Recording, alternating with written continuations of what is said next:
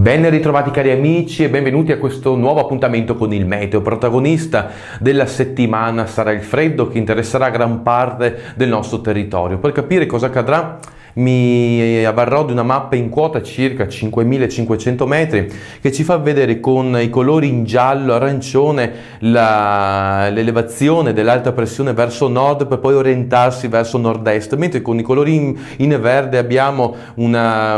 praticamente una figura di maltempo che si avvicinerà dal nord-est e che sarà seguita appunto dall'arrivo di aria fredda. Si tratta di una sferzata tipicamente dal sapore invernale che interesserà il nostro territorio, che riporterà anche la quota neve su valori prossimi alle aree pianeggianti, specialmente sui settori adriatici. Per sintetizzare un po' il tempo che caratterizzerà i prossimi giorni, volevo concentrarmi un po' sulla giornata di martedì per farvi vedere appunto come il maltempo interesserà i settori adriatici, diciamo dall'Emilia in giù verso le Marche e l'Abruzzo, qualcosetta anche sull'area della Sicilia, e questo sarà il filo conduttore del tempo tra lunedì, martedì, mercoledì e parzialmente giovedì, con quota neve, come dicevo, che interesserà appunto anche le zone prossime alla pianura.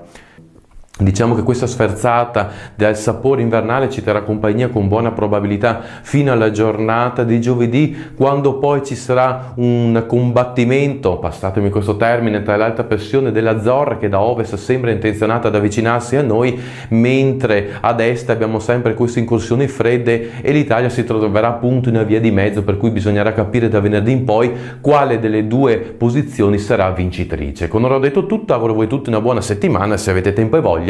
ci vediamo nel prossimo appuntamento.